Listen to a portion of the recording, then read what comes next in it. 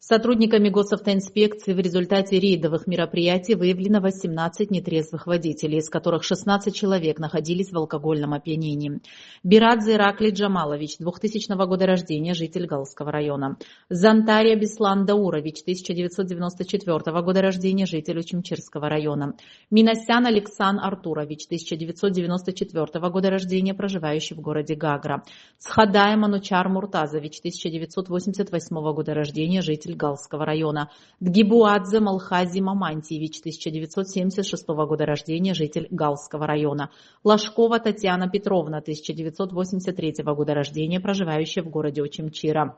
Смыр Алхас Джонович, 1984 года рождения, житель Гудаутского района. Федоров Виталий Юрьевич, 1986 года рождения, проживающий в городе Сухум. Гочуа Дмитрий Алексеевич, 1978 года рождения, проживающий в городе Гудаута. Квициния Энрике Нукзарович, 1997 года рождения, житель Гулрыбского района. Дружин Яков Викторович, 1991 года рождения, проживающий в городе Гагра.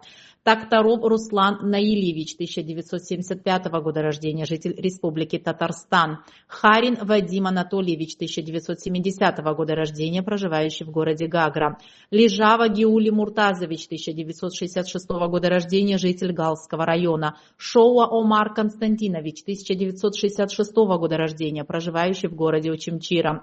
Аршба Дмитрий Отаревич, 1997 года рождения, житель Ткорчалского района.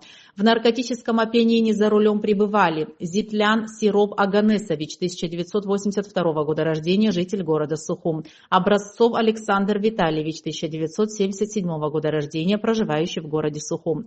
Черкезия Мурат Валерьевич, 1985 года рождения, проживающий в городе Сухум, арестован на 15 суток за отказ от медосвидетельствования.